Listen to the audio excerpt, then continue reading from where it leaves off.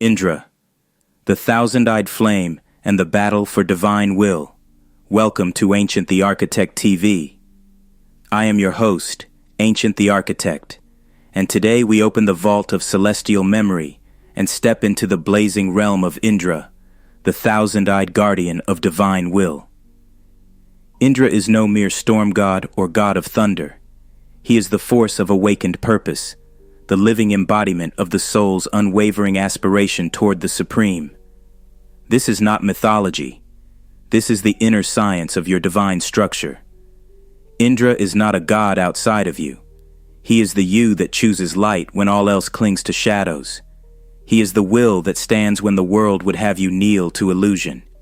He is the fire of initiative, the lightning strike of higher discernment, the noble warrior that refuses to let the soul descend into apathy or indulgence.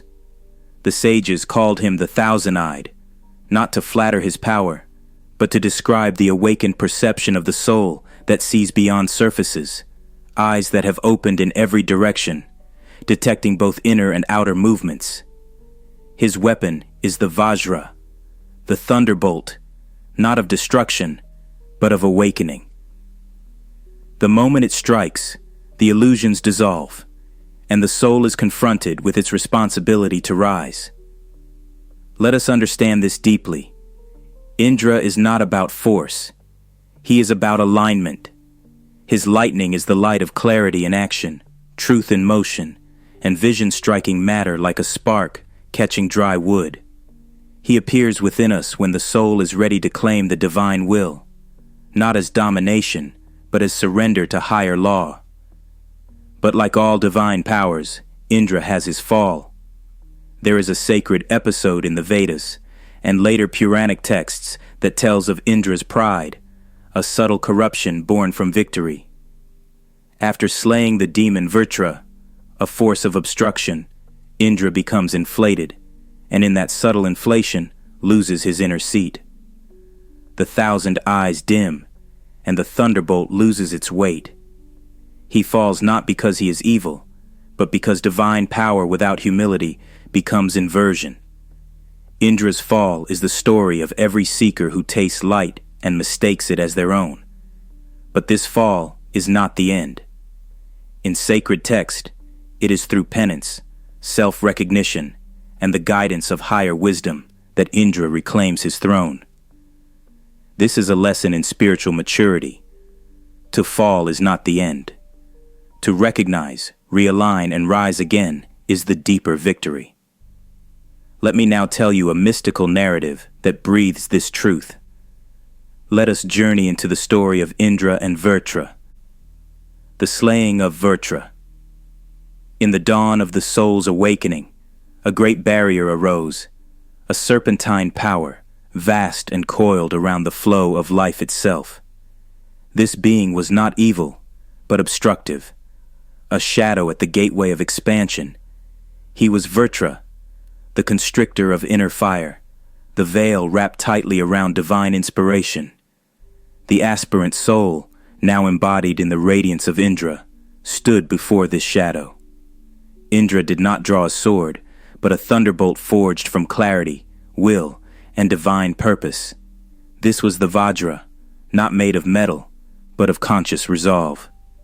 As the battle raged, Vrtra summoned every distortion of the lower mind, doubt, fear, pride, laziness, manifesting them as winds, clouds, and inner chaos.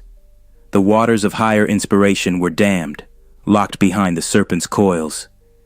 Indra, the divine will, called upon inner silence.